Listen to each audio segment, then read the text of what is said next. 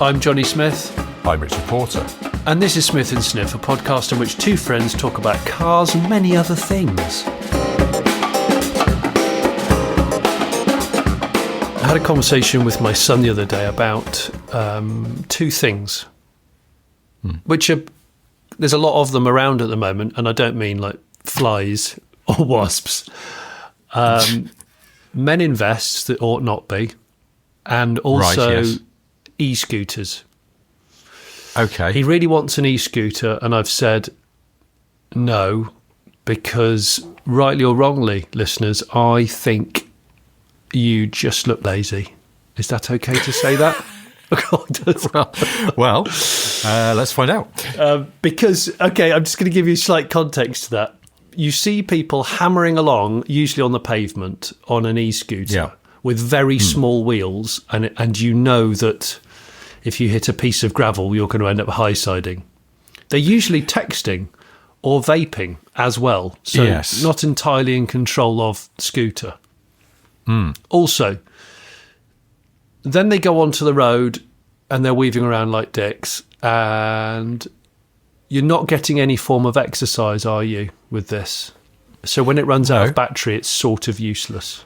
Whereas if you had a bike, I said to him, you could at least do some cool wheelies, and you can, do jumps and stuff, and you can just ride it as a bicycle to go to the shops to get a packet of Wotsits, if that's what you wanted. So a bike, which has been around now some time, Rich, 120 years-ish? The bike? The bicycle. God, more than that. Late 1800s? Surely. Is it late 80s? No, I reckon mid. Well, hang on, when were penny farthings? Shall we to search this? When was the bicycle invented? What, you didn't go to the penny farthing launch? I couldn't go, unfortunately, because I was busy at an auto gyro test drive event. Is that what you were doing? Yeah. I was licking lead drain pipes at that moment and trying to do a test on whether it makes you mad or not. Still continuing. Yes. This thing here says German inventor Karl von Drais is credited with developing the first bicycle. His machine, known as the Swift Walker, hit the road in 1817. 17, so early 1800s. Oh, hang on, there's another one here. There's a timeline of the history of the bicycle from Brown University. I think that's quite a good university in America, so let's assume they're not talking shite. Oh, here we go. Well, they say 1818, the dandy horse or running machine invented by Karl von Drais. The dandy horse, I know that one because it didn't have pedals or a chainsaw. It doesn't have pedals, that's right. So it's what kids now learn on. What do they call those now? That's balance bike. Balance bike. So it's gone full circle. You start on a balance bike, which is a dandy horse, not to be confused with a jingle horse, of course, which we've talked about in previous podcasts. I remember seeing online ages ago this experiment where they got people to draw a bicycle freehand. Just went up to people and went, here's a bit of paper, here's a pen, draw us a bicycle. And it's amazing how, when asked to do this, people get a bit panicky and draw bicycles in very strange ways. And then what this study did was they then, I think, rendered what the people had drawn in a more sort of slick way to create sort of almost a realistic vision of what this bicycle would look like if it came to life. And of course, they were slightly ridiculous and all the bars are in the wrong place. Yeah. But the reason I mention this is because here on this website, in 1861, there's a picture of a bicycle and it looks so badly drawn. They've put the crank and pedals on, but at this point no one's thought of brakes. Right. So it's obviously lethally dangerous. Well, and then 1870, the penny farthing comes along, which of course is a major step forward because that's not wobbly and terrifying at all. They don't have brakes. 100% they don't have brakes. You just got to abort. Do they? I think you got a mission abort. But they're front wheel drive, aren't they? So they are front wheel drive. Yeah. Yeah. So when you can control your speed by your pedals, so they do have that on their side. Yeah, you've got thigh-based regen braking in a way. If you've got to kind of. Did you ever used to have a bike that didn't have any freewheel? No, but I have ridden one. They're bad because when you let go of the pedals, you know that obviously the pedals come back round and the cranks want to just flail you, smash you. It's really awful. It's really awful. Those bicycles where you backpedal to brake. Oh, yeah. Do you know those? American style. American style, right. Yeah. So we went on holiday to America and we stayed, I can't remember where this was, like somewhere in New England. We stayed in this place that was in the forest and they had bicycles that you could use. And so my brother and I went, we're going off on this, and there are all these tracks through the forest, like tarmac tracks. Oh, no. And we set off at a lick on this long, straight cycle path. And then it had a 90-degree right. And my brother went for the brakes. There are no brakes. He forgot he had to backpedal. And he just went straight on at a bend into some bushes. It was extremely funny for me. Did he cry, or was it not that bad? No, I mean, he was like 12 or 13 or something. I think he managed to keep it together, but he was a little scratched up. Yeah, that's great. According to this, 1885, the safety bicycle invented by John Kemp Starley. Was he American? So this is where Rover comes into it. So this is British? It's a Rover safety bicycle, yeah. This is all of a sudden getting, like, brimming with substance. Rich. Well, we've accidentally, shared some facts. But so Rover were in the vanguard of bicycling and made the first safety bicycle, and John Starley was the inventor of that. So it's sort of, this is where the bicycle becomes the sort of thing we recognise today. And what year was that? 1885. So it's sort of weird. The bicycle didn't really get its shit together until around the time the car was being invented. And arguably, some of the early cars were slower than bicycles because they had a chuffy one-cylinder engine which didn't really have a great deal of power, and the cooling was rudimentary, and the steering was tillerish, and basically over about 8 miles an hour you feared for your life because you were sat 12 feet off the ground on the stagecoach style frame. So in other words, you would have gone, look mate, just take a bike, it's way quicker around corners. You don't have to fire it up and do a complicated procedure. Just get on it and go. So my argument with my son is like, I just don't think e-scooters I just find a terrible annoyance and a waste of lithium ion. So I just don't want them around. I get e-bicycles for certain things, downhill mountain bikes, and e-bikes have been really good for older generations to reacquaint themselves with the cycling world. Talking of which, I need to get Bobcat, aka my dad. I want to get him to try a few e-bikes because I think it could refresh his mojo in the two-wheel world. And I desperately want to see him do a 18 gear wheelie and see if he can pull it off with that full assistance by his side. Presumably they're quite heavy, those electrically assisted bikes. So is a wheelie off the table now? No, not if it's on full assistance, because you can dial up the assistance and some of it's quite aggressive. Can you do just a burnout on those bikes? Can you do burnouts? That's a good question. I think you'd have to have a lot of leg power and balance. Doing any kind of rear wheel breakaway action on a mountain bike or any kind of bike's hard. But listeners, as we know, are much more intelligent than us, Rich, and they might know, or they might have done it, and they can go, actually, I did that once on holiday in insert place here. Yeah. But you talking about rear, you've just reminded me about the rear pedal back brake system.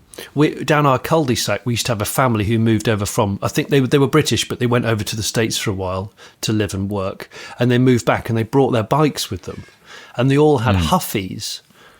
And I'd never heard of a Huffy before because we didn't have Huffy bikes in the UK. And they were all American bikes, and they all had pedal back brakes. And I did the same thing. I desperately wanted to borrow one of these Huffies because it looked so cool. And the kids sort of tried to describe to me the difference, but I wasn't really listening because I was too excited. And I just got on it and nearly had a huge moment where it kind of locked up and then just wibbled around a bit and nearly went down on my face on gravel. But my daughter's first bike was an American bike because she loved the style of it, and it was a huge mistake. Huge mistake. She ended up in some nettles, and she was fearful of the bicycle for some time. Because that had the back pedal brake? Yeah. and she panicked and did and pedalled backwards, but didn't quite get. And to be honest with you, it just wasn't a great idea. Shouldn't have bought it. I've actually still got it, and I should really just give it away. It's a really cool bike. It looks great, but it's a pedal back rear brake scenario. What about a pedal back front brake? Can you imagine how mental that would be? Hang on. So I'm trying to picture this now. Do those American bikes, does some of them have a hand-operated front brake and a pedal back brake? Or are they just pedal back brake? The one I rode had a front brake, but the front brake lever was on the left, where our back brake is. So it was like one of those clown machines that was designed to really trick you and make you fall over. So, yeah, it's a bit of a bastard, actually, in hindsight. Just shouldn't have really gone near it. But, yeah, so, yeah. And also, going back to e-scooters, vests. Yes. Am I the, with the exception of, I'm thinking maybe 2 or 3 men I can think of who can carry off a vest. Channing Tatum, for example, possibly Bruce Willis in his prime. Yeah. Ross Kemp. Ross Kemp. No, he just looks like he's been woken up in the middle of the night by someone setting his car alarm off. No. No. Just awful. They just don't suit anybody, I'm afraid. No. They just don't It's work. a really hard one to pull off convincingly. Even if you're ripped, it still doesn't work often. Who was it that we saw? Was it John Taylor out of Duran Duran? Yeah. Does sort of like, or maybe it was during lockdown, he did some, how to play certain songs kind of tutorial. Oh, yes, I do remember this. You forwarded me a he always video. seems to be wearing a vest, and you're just like, John, put a T-shirt on at least. Come on. Yeah. I don't think this is working. Yeah, he's a cool guy, though, as well. He is a cool guy. That's the thing. He doesn't need to do this, but maybe he just... I always... I understand that the people who most need vests, I think, are drummers. Yes, because you need armpit vent. Armpit vent plus free movement. Yeah. And so I get it that the vest is useful to the drummer. Yeah. But equally, I was watching the Glastonbury coverage, and there were various drummers who were like, I can't remember whose drummer it was wearing a jacket. What? And I was a bit like, that. You are going to be hot, my friend. And then sure enough, later in the set, I noticed he'd taken the jacket off. I can't remember who it was. Gosh. Ray, maybe? No. Going out with a jacket on when you know that you're going to be exerting your arms. That's bold, exactly. Isn't it? Well, yeah, because you think, A, restrictive of movement, B, very hot. I'd go as far as to say that topless drumming is just much better looking than vest drumming. Yes. And I'm no expert, obviously. My opinion accounts for almost shit all, in fact. But I just feel like... No. And we've talked about the sort of slack singlet before, which there's no place for it. Not even like Dad decorating the spare room on a sweltering summer's day. Oh, I'll just dig out that old NBA top that I've got. No, you won't. No, you won't. You won't. No, unless your dad is Michael Jordan, in which case... See, Michael Jordan can wear a vest. He's fine in a vest. Yeah, but he looks all right in a vest. When I used to play basketball every week, and just for fun, definitely nothing particularly competitive, there were a few guys who were really good at basketball, and they used to wear Chicago Bulls vest or a Lakers vest or whatever, New York Knicks. And even if I support one of those teams or liked a particular player and wanted their name on my back, still wouldn't wear the vest. No way. No way. No.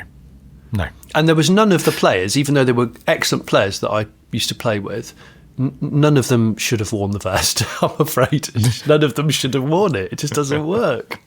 I was trying to work out also, as I was thinking about my dislike for the vest, it's like some people, there's very few people that can carry off certain cars. And, we have poked fun at shit kit cars before. Yes. There's a breed of kit car which I'm convinced nobody can pull off. Which is Well, like the one that always makes me giggle because you use it all the time is the Dutton Sierra. Oh, Do you think Ryan Gosling could turn up in a Dutton Sierra and people would go, shit, that's cool? Or that's so cool. Pablo, is it Pablo Pascali? Pedro Pascali? Pablo Escobar. Pedro Pascal, yeah. Well, Pablo Escobar used to occasionally go for the vest, and he definitely couldn't carry it. No. But no one's going to tell him, are they? No. Pablo Escobar also used to drive a Renault 4. Yes. It's so weird that you've just brought that up, because I watched that episode off of Narcos last night, where he was racing his Renault 4 with his name down the side.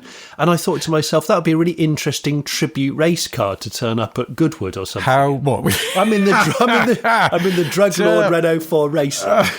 A beautifully restored Renault 4. Yes. With the name of the world's most notorious drug lord down the side of it. Yeah. It's an interesting look. But you also turn up not in Nomex. You've had special dispensation. You're wearing a really awkward looking nautical jumper on the hottest day of the year. Yes, big knot on the front. Yeah, with kind of loose fitting supermarket denim jeans.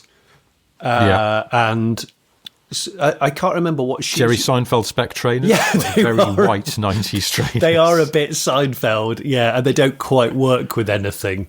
And obviously a polo shirt popping over the top of the V-neck as well.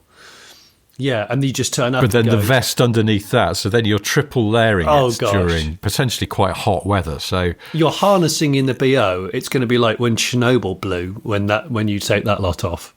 Goodness. Yeah. Just going to be releasing all those fumes. So, no, who could get out of a Dutton Sierra and not look tragic? I don't know. Brad Pitt? He's been around a lot at the moment on his junket off of the Formula One film and all that. But it couldn't be, well, maybe it could be them pulling up at a movie premiere, but I'm just thinking, one of those pap shots where they're just getting a coffee somewhere in Los Angeles. Christian Bale. They're in Malibu. Christian Bale, because he notoriously drives around in a battered Toyota Tacoma, doesn't he? A real stealth setup. Right. He doesn't do flash cars, does Bale, which is... So he's most unlike off of Bruce Wayne. He needs to upgrade to a Dutton Sierra, and then, the TMZ or whoever can go, spotted getting a Starbucks in Malibu. Christian Bale in his new ride. What are all those wires hanging down below the dashboard? Why is the dashboard made of MDF that looks like it's been torn by a junkyard dog? Yes, exactly. Why are there so many bungee cords in the trunk? Nobody knows. It's got 3 white Weller wheels and 1, I don't know, spare wheel of some sort. We've never talked on the podcast, and it was over a year ago when we were at Le Mans last year. Didn't we? We had a whole thing because we saw those big golf buggies with Weller wheels on them. Oh, gosh, yeah. And you were having a rant about how much you hate Wellers. But did we come up with a whole detective series, possibly called Paul Weller, about a guy who goes around just hunting down Wellers? And I can't remember why he would do that, but that was sort of the premise. That was the source of some day drinking, I'm sure. Was it? Come on, it must have been. Yeah. Weller, probably. Detective Inspector Weller. It was because you see Peter Weller, the actor who played RoboCop. I always think of just flaky white wheels that were cheap. I'm trying to think now because I sort of remember where this conversation happened. It was the Sunday after the race, Sunday evening, and we were wandering around where they were sort of packing stuff up. That's right. Paul Weller, was our character Paul Weller? Not then. Maybe he was a YouTuber who just fits Wellers to everything. Weller Everything. So he was sort of That's the name of his channel, isn't it? Hi. Hey guys, Paul Weller here. So, just take a delivery of my new Ferrari SF90. What am I going to do to it? That's right. Let's put the Wellers on. And he's ruining a series of supercars with extremely sleazy alloy wheels. Yeah, they are, Rich. I'm so glad you've used that word. They are sleazy. And the thing is certainly historic here, because I know the brand came back and it does exist still.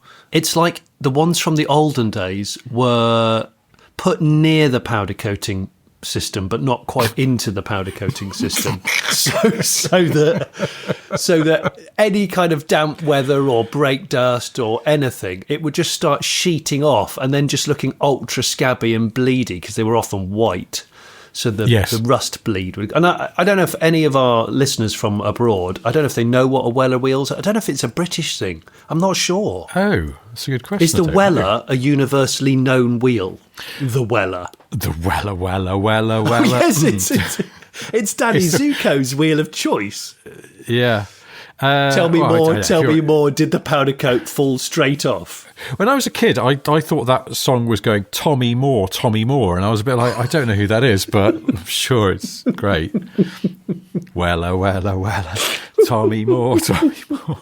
Maybe Tommy Moore is the YouTuber who puts Wellers on everything.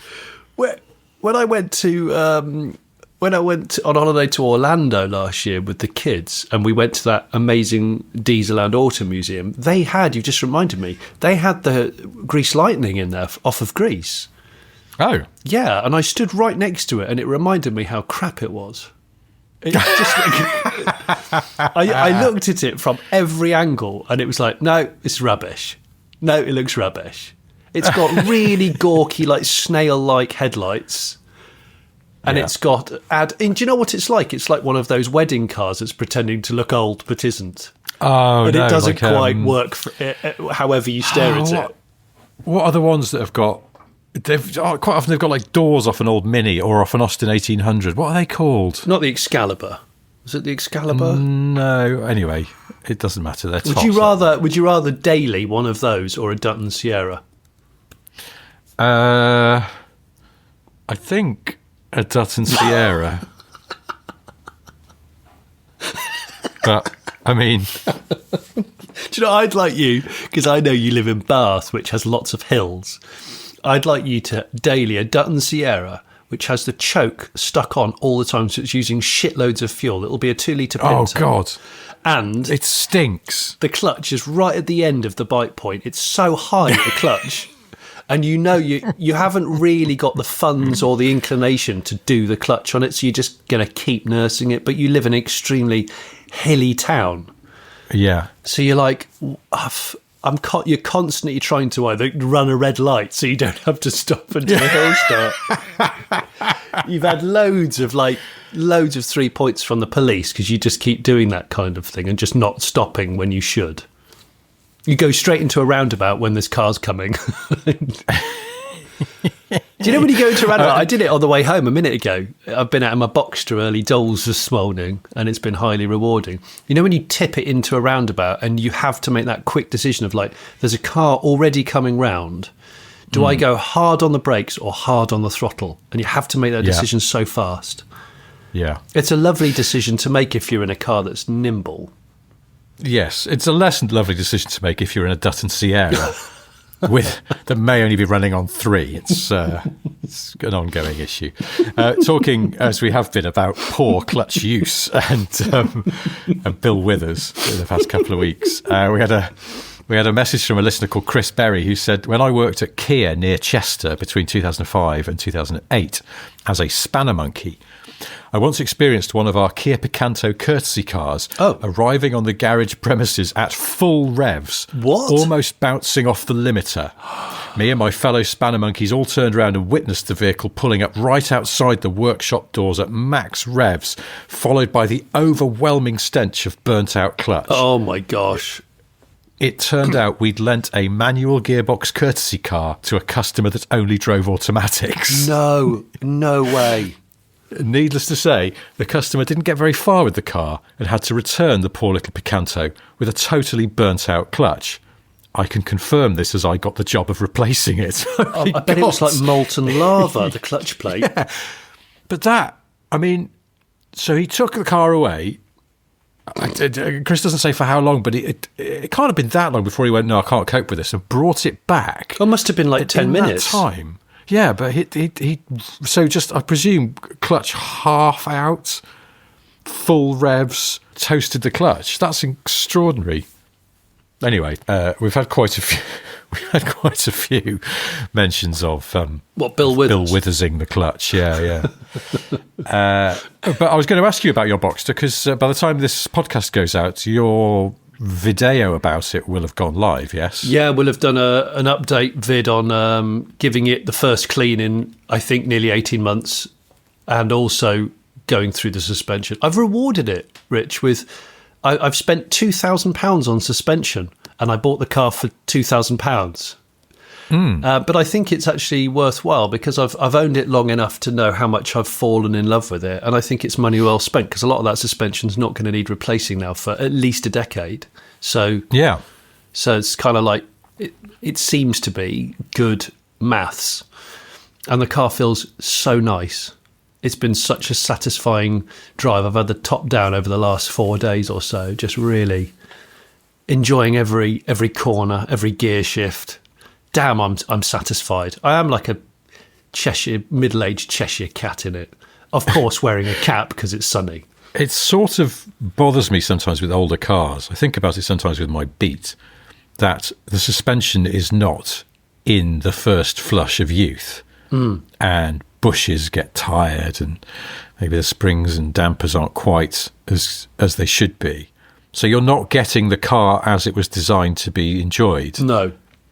And maybe it's worth having it all done because the expense would be worth it. I was thinking about this the other day. I was browsing Mark I Focuses, as I sometimes do, just thinking, they were good, weren't they? Maybe I should just get one for a bit, but then it passes.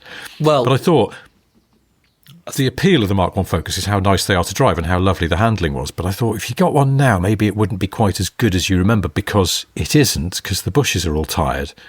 So yeah, but when I did that interview with Chris Harris, the Idle Chat, ages ago now, and I asked that question to him, like, if you completely ran out of money and went bankrupt and had to just buy a 500 quid car to get by, what would you buy and why? And his answer was a Mark I Focus, and he said then I'd save up and replace like all the bushes and give it a bit of suspension TLC. And he said you'd have such a satisfying car for not a lot of money. Imagine if Chris Harris did that now, and he just went, do you know what? I'm just going to have a word with Olin's. Fuck it. I've bought a panel damaged 700 quid Focus gear. 3-door, obviously, because it looks better. And I'm just going to put £13,000 worth of dampers on it from a Le Mans car. Just what? I bet no one will know. You'll never tell anybody. No one will know. It'll just carry on driving around it. I just think it'd be wonderful. I'm a tiresomely pedantic man, as you know. I'm going to say I don't think that the Focus gear was available as a 3-door. I think it was 5-door or 4-door. Oh, was it really? In this country, yeah, I'm pretty sure the gear was not a 3-door. You would have had to go down to Zetec to get a 3-door. Oh, damn it. Gosh, I did not know that. You have absolutely schooled me, you trout. But I wouldn't have gear either because I don't like the alloys on the gear so much. And also, a lot of those gears, they had horrible fake wood on the dashboard. They did. It was the dot matrix era of wood, wasn't it, as I called it? Yes. Let's just. It just looks like they've run it through the printer and then lacquered it. So print off some sheets of A4 wood and then just stick it under some laminate on the dashboard. Yeah, I would go the Zetec with the 5-spoke alloys. I think is your them. Prime Focus. I think that if we hadn't been gifted this incredible Saab, we could go Mark I Focus hunting. And there are, I think, still a few deceased spec ones out there. They do every so often, yes. This is what I noticed the last time I went looking at Focus, I suppose as Foci, that there are some clearly sort of D-spec ones out there, which is, it's good. But that's the thing, you sort of go, this won't be the case forever. No, it won't. Now might be the time. Do we start stockpiling Foci? Why don't some YouTubers need to get onto this? Instead of, I think there was a sort of little Range Rover L322 boom amongst YouTubers where they were all buying them. Yeah. I didn't watch any of those. They need to move on to the Mark I Focus. Maybe they don't. Because I'd watch those. But, yeah. As long as Paul Weller doesn't get in on it and fit some bloody awful wheels to one. But, I think he would, with he's aged incredibly well, the actual Paul Weller. It doesn't hide the fact that he still has a slightly lady's haircut. Can I say that? He's got the hairstyle of a heavily smoking northern grandma. Yeah, that's right. And she would have driven a Cortina Auto. Yes, wouldn't Mark she? III. With a massively overused ashtray and cig lighter. Yeah. In fact, it would have drained the battery how many times she would have pushed it in and let it come out glowing. She had to have like one of those motorhome batteries put in just to take the amount that the lighter was getting used. Oh, she would have been heaving on the cigs in the centre console. See, I mean, now, while we're recording, I'm looking at folky.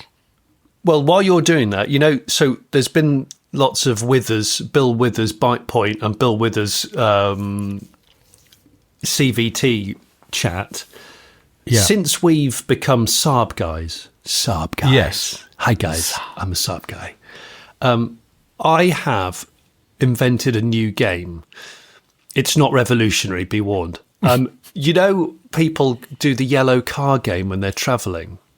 Yes. Which I don't know if it's still relevant or global, but you sort of, as soon as you see a yellow car, it's the first person to punch the other person, isn't it? Not in the face, I'm pretty sure, just something a little bit more. No, it's sort of a chuck on the arm, like a little pinch or something. So instead of the yellow car game, the alternative could be you have to sing Lovely Saab, Lovely Saab, Lovely Saab, Lovely Saab.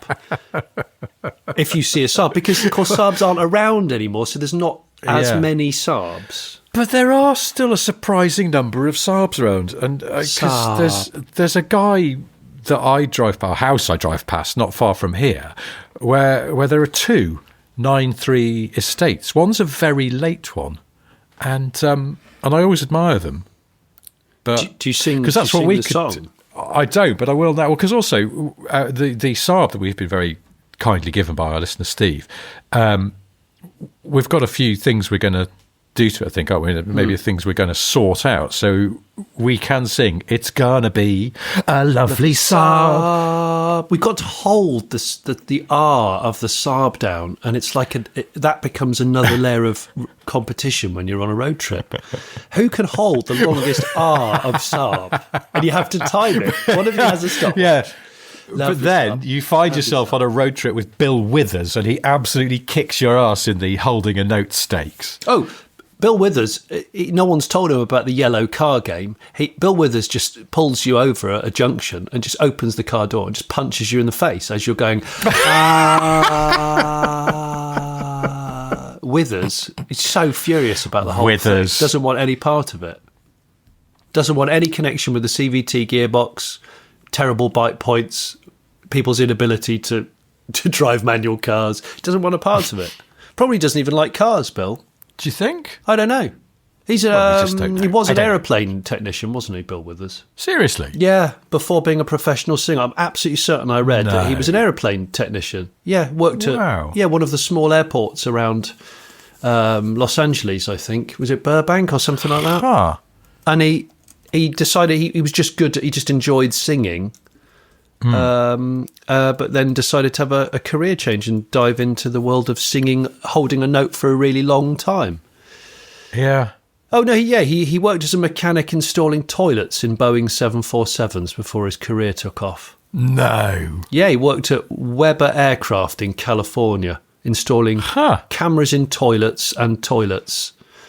And when his song Ain't No Sunshine became a hit, the record company apparently presented him with a gold toilet seat. I could have just done a little gold 747 model, but nice touch all the same. I mean, I continue to think that song's awesome. But so I think Lovely Saab is my new version of that. So if anyone else wants to take part in the holding the note, I think we could do that. Maybe we'll do it at the Festival of the Unexceptional upcoming. Maybe. We could audience sing-along. Yeah, with Lovely Saab.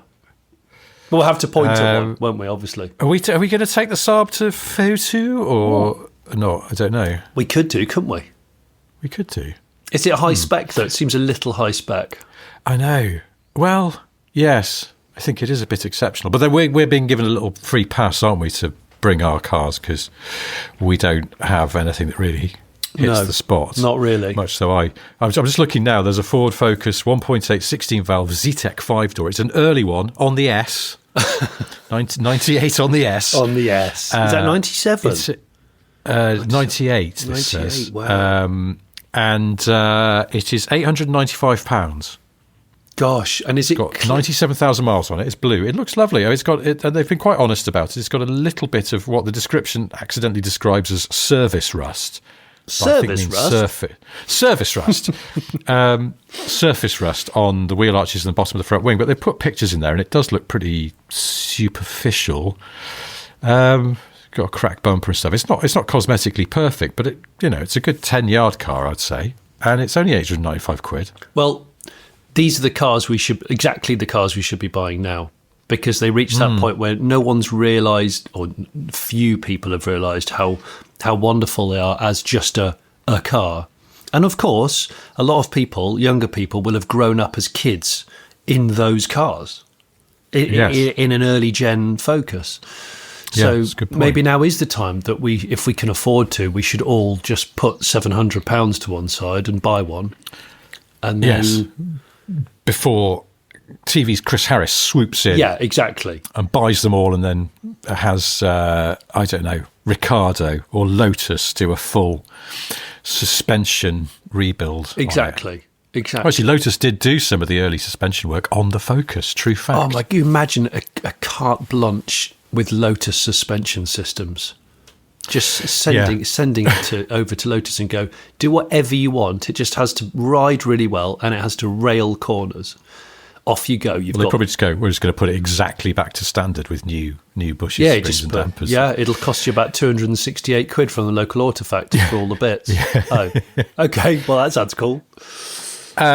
Now, I have something which in the world of this podcast is pretty significant. It comes to us courtesy of a listener called Sam, who emailed the other day, said, all right, you couple of flutes. Here I am, perusing country houses after a glass of Mechanic's Merlot, one day dreaming of my perfect garage and house combo. Oh, yeah. I came across this interesting plot, and the name of this house is, in inverted commas, The Studio. It's a good location, not far from the A1, has a driveway and garage. Oh. 10 points if you can figure out which celebrity it belongs to. It took me a while to clock it, says Sam. Has he shared the link? He has shared the link. Okay. Here, you have a look at this and see if you can work it out. I think it becomes quite clear quite quickly. Okay. It's a beautiful house, by the way. Now, when it says it's just off the A1, it's in East Lothian. Right, okay. A long way up the A1.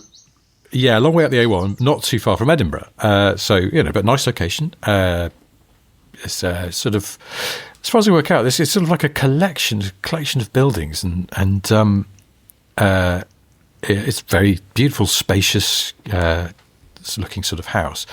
If you go to what number pictures are, I don't know. Anyway, there's an immediate clue in about the third or fourth picture, because there's an enormous portrait of what it seems is the owner of the house on the wall.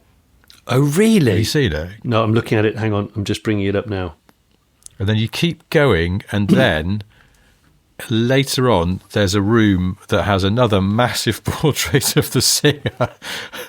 So it hasn't made any effort to hide those things? No, that's weird, isn't it? Because they quite often blur out any family photos in estate agents' pics, but I think maybe they've left this deliberately, because then there's a room that gives a clue. It's like Through the Keyhole, this, but there's a room that gives a clue to the profession of the seller indeed who the seller is. Do you know what? They've got great taste in houseplants and audio speakers.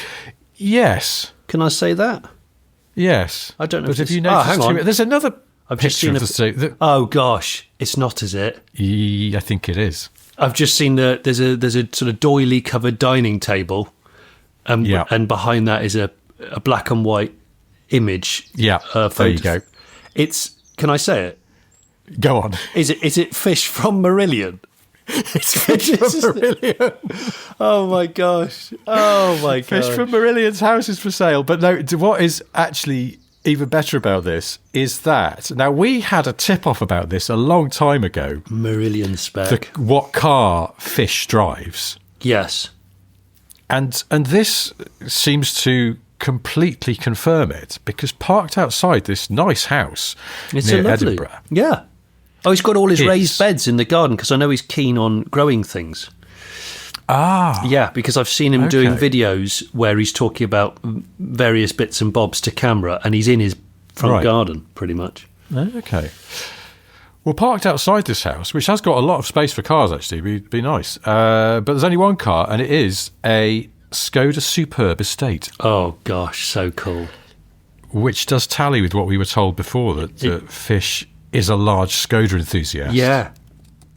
Got lots of gold discs on the wall. This is not very visual friendly for our podcast, but we'll share the link, won't we, Rich? Yeah. If it's still for sale when this podcast goes live, we'll stick it in the Patreon and what have you. And his house seems like good value. It does, doesn't it? It's 750 grand, and it looks nice. Yeah, and looks really nice in a nice spot. And it's near Edinburgh, and I think Edinburgh's quite expensive, isn't it? Edinburgh's really expensive. So. Would you, if you were to make an offer on the house, would you say, I'm only going to buy it if you keep all the Fish pictures and discs on the wall? This is a deal breaker. I'm simply not going to buy it otherwise. I am a little concerned about how many portraits of Fish out of Marillion has in his house. Because if you keep going, there's one here. There's a picture of I think this is the control room of the studio, the home studio, and there's just in the corner there's just another drawing of Fish. Oh yeah, that's too much. Like, it's just I think you can be proud of your life's achievement, whatever that is, business, the arts, whatever. I mean, look, I'm quite proud of this podcast that we've seemed to have cobbled together, but I'm not sure I'd have lots of pictures of that. You haven't commissioned a portrait of yourself to celebrate this podcast. Although we have talked about some sort of Siegfried and Roy style airbrushing, but we haven't got there yet. Although anyway, thank you to needs a spare wheel cover. That's of course. Questionable. Yeah, I thought, hang on, were we not going to do... Oh, we were going to do my face, weren't we, on the Defender spare wheel cover, yeah. I'd love to do your face. Not like that. Yeah, you know what I mean. Anyway, thank you to Sam for tipping us off with Fish's house. I wonder where Fish is moving to. It's staying in Scotland, surely. Going further north? Oh, yeah. Further rural? I feel like going further rural, but I don't know how old he is now. What's he going to be, in his late 60s? That's a good question. Yeah. I don't know why are we so fixated with the front man of a band that I just never gave any attention to for the first 44 years of my life. Well, now, hang on. Oh, so he was born in 1958. He's 67. Right, okay. So is Fish going more rural, or is Fish going urban? Urban Fish. I mean, some people do that, don't they? I don't know Fish's personal circumstances. I don't know if he has... wife, family, whatever. Some people, when they get older, they do actually sort of migrate into a city again, don't they? Because it's less journeying to the things that they need. That's right. Also, if Fish is going to keep his Skoda Superb, is he going to put white Wellers on it? with BF Goodrich Town and Countries? Look quite nice, wouldn't it? 'Cause I don't know if it's a Superb Scout. No, it looks standard. Okay. We will stop this now. There's a point at which there's too much Fish in a podcast. There is. We've reached it, but there is. I've just found this. It says in mid 2023, Fish announced plans to permanently relocate to a 35-acre crofting smallholding on the Outer Hebridean island of Berneray. Oh, really? What, that he bought maybe ages ago? Yeah, it says he's going to move there with his wife in 2024 or 25 as he retires from the music industry. Right, so this is it for him. He is going more rural. Is he going to trade the Superb for something more rugged? He might need, to at very least, get a 4x4 Superb, if that isn't already. Or, judging by some of the moody monochrome photos in the house, I'm thinking a Dutton Sierra with a spare wheel cover, of course, showing him in a really brooding position. What do we think? And then you can see him admiring his land every morning or every evening by driving around in the weather-clad Dutton Sierra, puffing smoke rings because he hasn't really bought a very good condition one and can't be asked to do any form of servicing and maintenance on it. It'll keep going, he says. Just put supermarket oil in it, which it then puffs out minutes later. Yeah, I'd love that. Anyway, man. Well, there we go. All right, that's the fish desk is now closed. But are you going to stop talking about fish? Is that what this is? I know. Are you? I don't even know why. Why do we do this? I don't know. I tell you what we should do. Let's veer towards cars again. Let's draw a line under it and talk about how hectic and just unbelievably 80s the theme tune to Street Hawk is that I reminded you of. Oh, yes. You sent it to me, didn't you? And I was a bit like, I can't remember how I thought it was best described. Almost like it's like Jean-Michel Jarre lives in Miami and has access to an enormous quantity of cocaine. Oh, gosh. He's so frantic. He's stage dived into a grain mountain of Boutroscali and then climbed out with a completely white face and then gone, right, start all these keyboards. There's a whole stack of keyboards. Just start all of them now and just wind the tempo up. It's so energetic. He made a Victoria sponge cake, and when he'd finished dusting it with a heavy layer of icing sugar, he realised he'd accidentally used cocaine. Oh, well, never mind, and then ate the whole thing. It's so... Also, I think the drum machine they've used in that track is the same one they used in Bonnie Tyler's Holding Out for a Hero, yes. Which, again, is incredibly fast and frantic. And Holding Out for a Hero, the original version of that, there's the bit at the end where it feels like they can't turn the drum machine off because no one knows how. It just keeps going. And one of the backing singers sort of listlessly goes... Trying to go. Someone's following all Get the instruction manual. I can't. I don't know where it is. They've pulled the main kettle lead out of the drum machine, but it's still inexplicably still going. Oh shit! It's got battery backup. It's like a burning electric car. They've got to drop it into a tub of water to make it stop. Anyway, I think that drum machine was also used on the Street Hawk theme because it's like about 190 beats a minute and very, very busy. Also, if you're under 30, you'll have no frigging idea what Street Hawk was. But no, it was like... Well, look it up. Yeah, it was same era as A-Team, Knight Rider, all those things. And very, very... I think it was a motorbike that could do 300 miles an hour.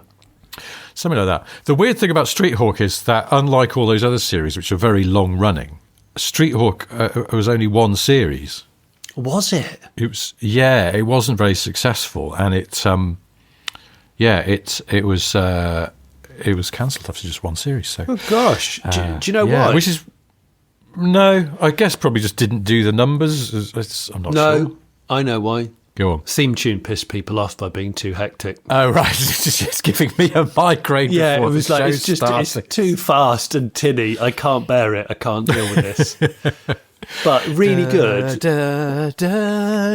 If you want to, it's got to be the ultimate aerobics track. If you were doing some ATIX aerobic exercise, you'd put your back out, surely. Doing those big high kicks where your leg goes level with your head. You know, those ones like a Mardi Gras kick. I don't know what you call them.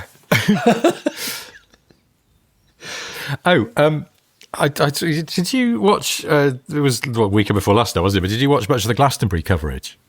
I haven't had a chance, actually. I listened to some of it, but didn't watch any of it.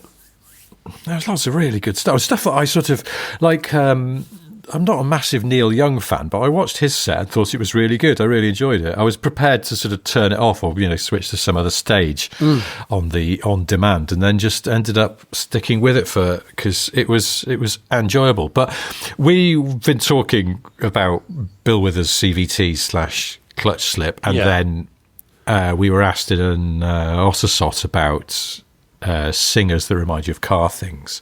Oh, yeah. And I said about John Bon Jovi knocking it down a gear on a hill. Yeah. The key changes. But I watched a bit of Nile Rodgers and Chic, and the two women that sing in Chic now are absolutely sensational. Like, everything about that band is nuts. It is mind-boggling to me, that level of musicianship. They're so good and so tight. But the singers, holy shit, they've got great voices. And one of them particularly, her name's Naomi Rogers, and she did this thing when she was sort of freestyling during one of the tracks where it was like she'd left it in way too high a gear and the engine was rattling on its mounts, and then she just absolutely knocked it down 2, probably 3 gears. Oh. Like an auto. You know when those, all those sort of 8-speed autos that can drop really... You do a double tap. Gears at once. Yeah. Yeah. Because she sort of went, like that. I was like, oh my God, but much better than that. Like, it's just... I don't think she could hit a bum note if she tried. She's just one of those people who's just sort of so... Her voice is a finely tuned instrument. But yeah, she did this incredible deep thing. And I was like, oh, she's left it in 5th. It's no good. But then into 2nd and she was away. That sounds like she's got it's like the Ford 9-speed. Is it the Ford 9-speed auto? It might be. Just too many speeds. There's 10 speeds now as well. Oh, is it a 10-speed? I can't remember. There's a 10-speed GM box, yeah. It's a crowded market now. It is, isn't it? There's too many cogs for one box. I was going to talk on a sort of car-y basis about things on dashboards. Because in the past couple of weeks, I saw a guy coming out of a driveway in an old-shaped Polo, and he'd got a Bluetooth speaker on the dashboard, but not like just a little one, like one of those ones that someone might turn up at a picnic with that's slightly obnoxious for everybody else trying to enjoy the park. Yeah. Like a sort of the size of 2 or 3 cake tins stacked on top of each other. And he sort of wedged it onto the dashboard of the car to the point where I was like, I feel like that's compromising your visibility a little bit. I could only assume. I was trying to think, did those Polos not come with Bluetooth music? They probably didn't.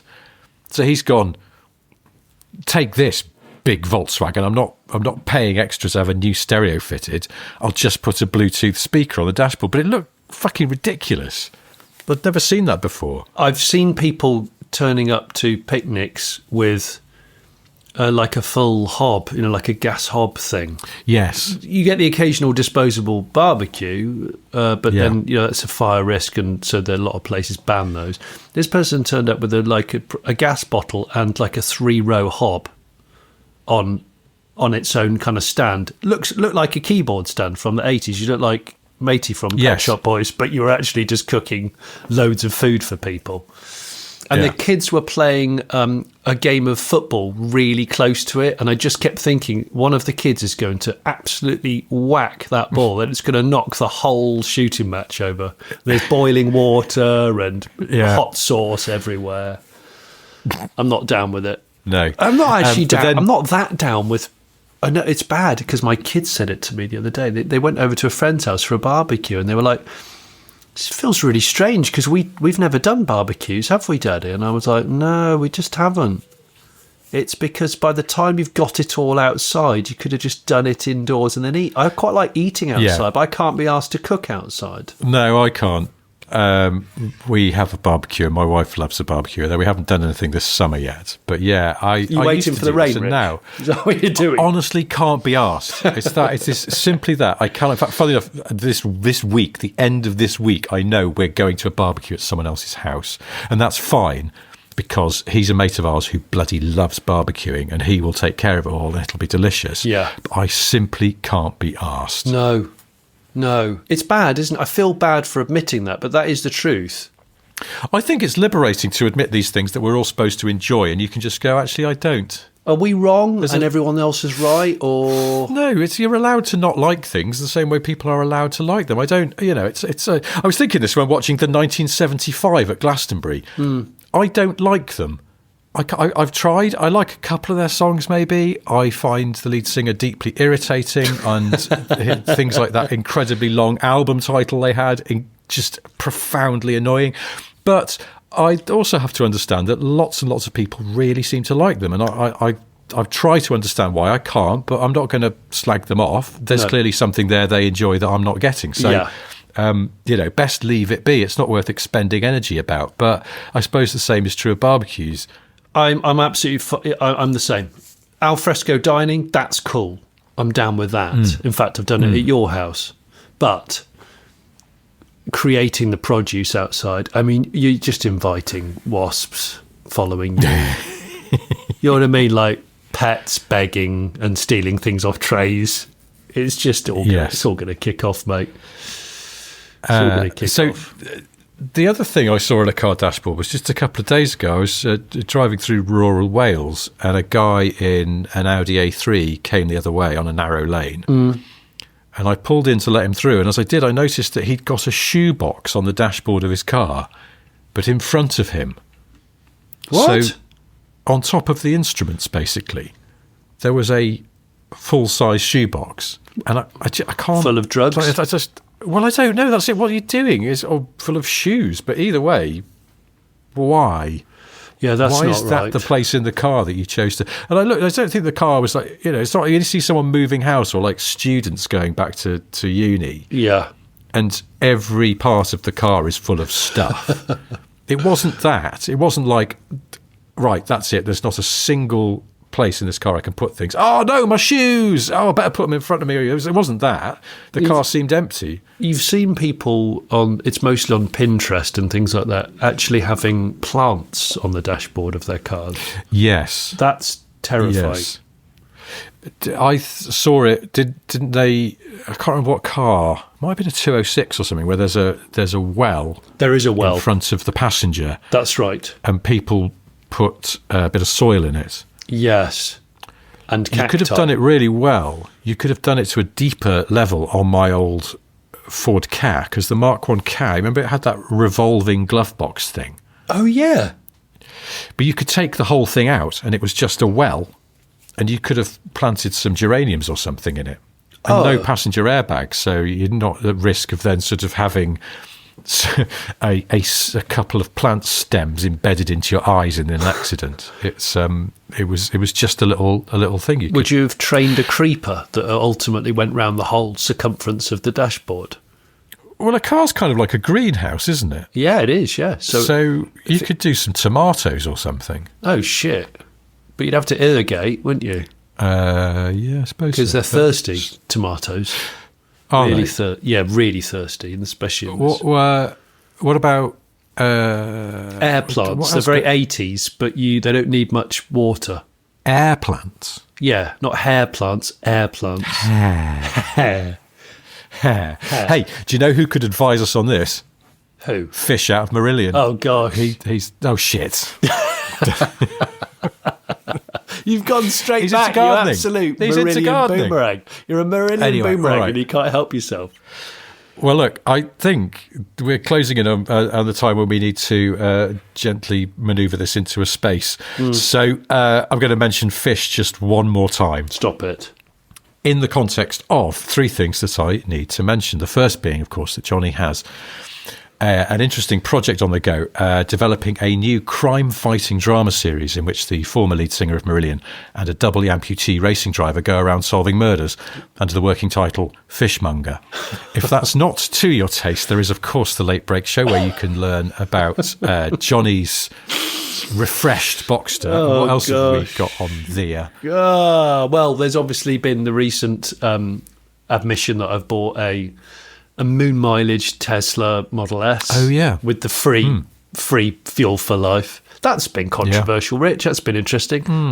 I've now accused of basically being a Nazi sympathiser. No. So that's fun. So there's that. There's also something else coming up when this goes out, and I can't remember what it's called because I'm not very organised, Rich.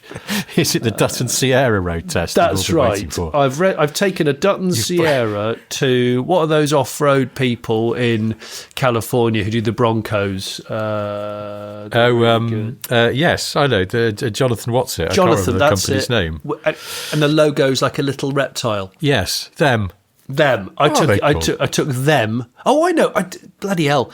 I know what video goes out next weekend. I can tell you about that if you want. So you got a Boxster to watch, which is just a really thorough refresh of the suspension that makes the car just so nice. And yes, I did spend the value of the car on the suspension. And massive thank you to James at TH Racing, who's honestly an SSG of the highest caliber when it comes to non-Porsche dealership work and knowledge and honesty. There's a BMW barn find coming up, people, and it's a one family owned from new vehicle, E21. And can I just say, it's in a real barn. And it was on a beautiful day. And we also found a bonus barn find. We found a vehicle in front of it that we needed to move anyway. And we ended up pissing around with that one too. So good. Have a watch of those things if you want to. And because it's basically my livelihood, so I've got to promote it. Icon is the Resto Mod. That's it. The company we were thinking of. Second thing, got to tell you, is I have various books out. One of them is called And On That Bombshell. It's about my time working on Top Gear, sort of behind the scenes, anecdotes about stuff, James May and some pies being one of them. It's still available in bookshops, I think, and online or in a charity shop. And the third thing I've discovered again from after watching Glastonbury is that the biggest selling debut album of all time is Jagged Little Pill by Alanis Morissette. Of all time? Of all time, I know, isn't that amazing? Wow. 33 million copies of that album were sold. It was a great album. Everyone in the 90s had it. Yeah, that's the thing. Everyone did have it, didn't they? It was, we forget how big it was at the time, but justifiably so, because it's really good. She seems nice. Is she a bit of a sort of like screamy gearbox engine? She could be Alanis, couldn't she? She's got a broad rev range. Quite a shriek on her. Yes, that's the thing. Gets good sort of. It gets quite, quite loud at higher revs, but you can really rev it out on the Morissette. Let's leave the listeners to decide what kind of drivetrain engine combo Alanis Morissette could be. And I want to say, as usual, thank you very much to everyone who listens to this podcast. Yeah, if you have thoughts on the cylinder configuration of Alanis Morissette or indeed anything else, it's hello@smithandsniff.com is our email address. Cylinder configuration. And we'll do this all again next Monday. There'll be an Ottersot answering your questions on Friday. Yeah. See you again then. And on that bombshell and on that side of things. Dear God, basically in Nottingham. Yeah. Goodbye. Bye, please. So you've enjoyed this podcast, but you've had a thought. Is there a way here today that you could show support? Well, you could join our Patreon. What wonders that it brings. Early shows and extra notes on that side of things. You could buy our merchandise. We've mugs and hats, but still no ties. One day we will make those pies, but in the meantime, guys, hey guys, like and subscribe, and maybe leave a nice review. Like and subscribe, we know you know just what to do. Like and subscribe, we don't want to take the piss. Like and subscribe, but we were told to ask for this. Like and subscribe. Like and subscribe. Like and subscribe. Like and subscribe.